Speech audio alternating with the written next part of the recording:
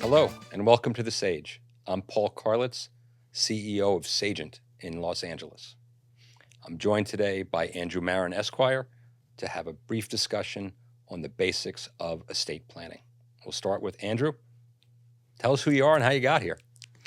I'm pleased to be here, Paul. This is very exciting. My name is Andrew Marin. I'm a California estate planning attorney and director of advanced planning here at Sagient. There's a concept of gifting strategies. Are there some main typical gifting strategies that you find yourself recommending or implementing more often than others without getting into the esoteric ones? Yeah. So I think a good way to start this is by sort of defining what the estate tax landscape is at this time. So your annual exemption is $13.6 million, and that means that anybody can have $13.6 million at death and not pay any taxes. Separate, you have an annual exclusion, which is $18,000 per year you can gift to each person, so it can be more than $18,000. But that amount you can use that doesn't eat up your lifetime exemption, or that $13.6 million. So there are a couple of strategies that we can implement. Certainly the first one with that annual amount, it's $18,000 per person, so a couple can gift $36,000 jointly to, for example, each one of their children. So they're able to remove that money out of their estate and transfer it into either their kids' hands directly or into a trust for the benefit of those children, whatever the case may be. In addition to that $18,000 per year being available, it's a use it or lose it in an annual year. So you can make that gift each year, but only once per year per person, again, per gift. So what that means is that if you hadn't used it in the last 10 years, you can't reverse time and say, I want to go make gifts for the last 10 years. You've lost it. But you can certainly make one in the year that you're in and moving forward. So it's an important distinction to use it or lose it for that piece. And so for people that don't have an estate tax problem today, they may have a significant tax problem in the future. And so there are some strategies that we've been able to implement to do that. One of the things is transferring money out of your estate, taxable estate, elsewhere. And one of the elsewhere places can be into an irrevocable trust. And by doing that, what happens is any assets that I transfer to that irrevocable trust and I'm giving up some control over, the government will allow all of that appreciation to occur outside of my estate. And one of the things that we see is pretty common is instead of using assets like a piece of property or a cash account, individuals will leverage the treatments of life insurance, the tax-free benefits, the fact that it costs dollar for dollar less than to submit $1 into a trust might buy you $10 of insurance coverage.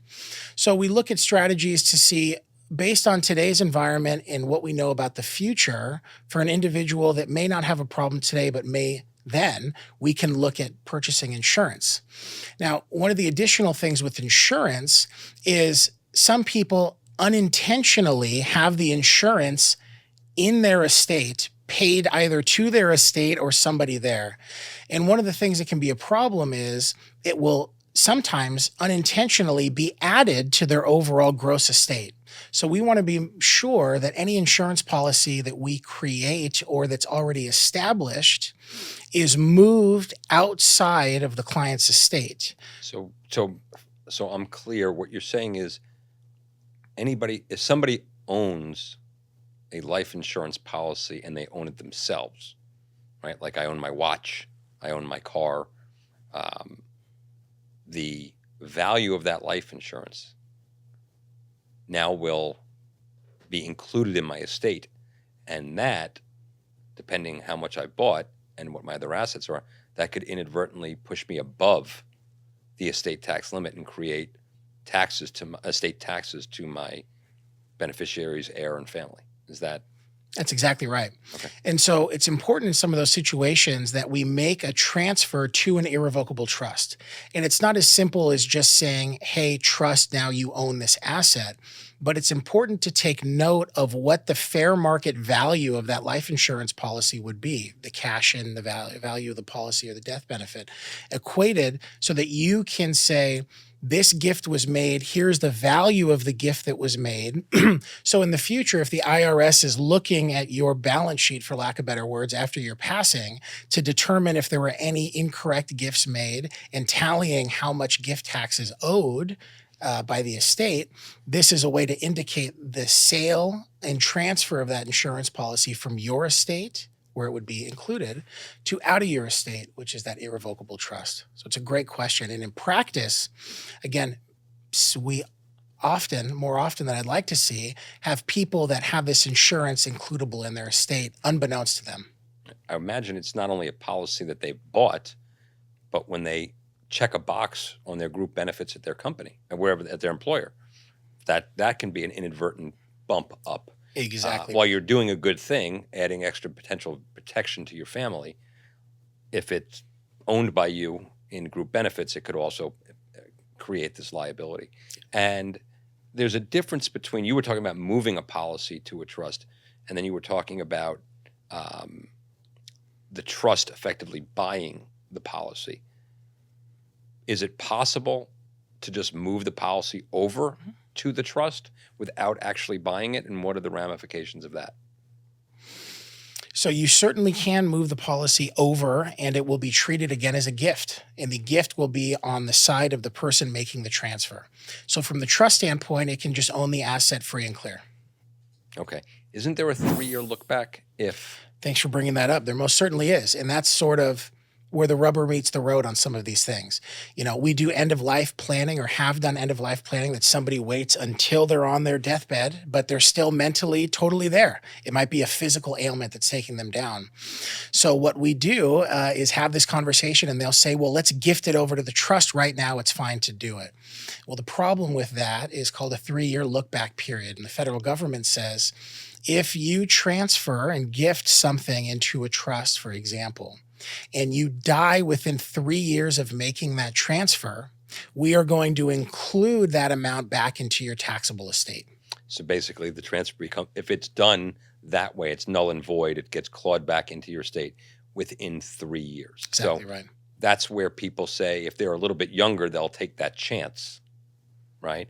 But like you said, if you're doing close to death, near death planning, and you don't think you have 3 years, you're not doing it. And that's the difference between having the trust buy the policy and then there's no 3-year look back versus just gifting it over. Now, if it's a gift, the 3-year look back is in effect, even if it was a gift. That's correct. Okay. With gifting, we've been talking about gifting in terms of the $18,000 or $36,000 if we're a couple. Can't you gift part of the 13.6 or all of it, and then still have the 18s going forward? There are some opportunities that you can do with that 13.6 million amount this year. Now, you can transfer all of that or a portion of it into an irrevocable trust. Now, that makes sense for people that have large estates, because all of that growth in the irrevocable trust, all of that growth appreciation is outside of your estate. So if I give 13.6, which I wish I had to give, if I had $13.6 million to give, I could put it into a trust. Now the 13.6 million is out of my estate. I die tomorrow. In 3 years from tomorrow, right? That 13.6 passes tax-free. More importantly, if the 13.6 grows to 40 or 50 or 15 or whatever the number is, that's also out of the estate, even if after 2026, when that 13.6 drops to 7, I'm protected forward. Yeah. I'm really glad. That's powerful. It is. And I'm really glad that you brought up that point because it's so important to make sure that we memorialize these gifts with what's called a gift tax return. So if you are planning to move 13, you hit the lottery on the way home. All The right. scratcher pays off. See ya. That's right. We do our planning tomorrow. The $13.6 million that we're going to move out of your estate, we're also going to file an IRS gift tax return, alerting them that Paul Carlitz has used all of his exemption. Now, that will not take away the $18,000, which is called an annual exclusion, that you'll still have each and every year. Again, next year, I believe it goes up $1,000. And is that in 2026, is that continuing to grow, or is that going to get knocked down like the 13.6 estate tax? Nobody has a crystal ball. My guess is it's going to get knocked down too.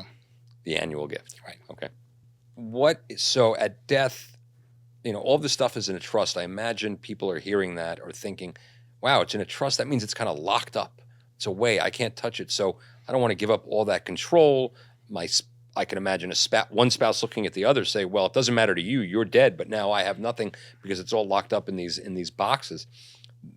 What are some of the access provisions for people? I know there's a trust called a SLAT, a Spousal Lifetime Access Trust.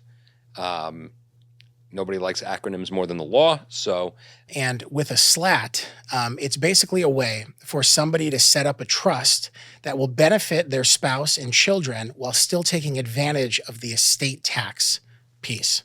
So you can effectively transfer funds into a trust. It's irrevocable. Me, as the party transferring it, is giving up control, but my spouse and child will still have access to whatever that trust is. So I can get access, if I'm still alive, indirectly to those funds through my spouse, who will still have access to them.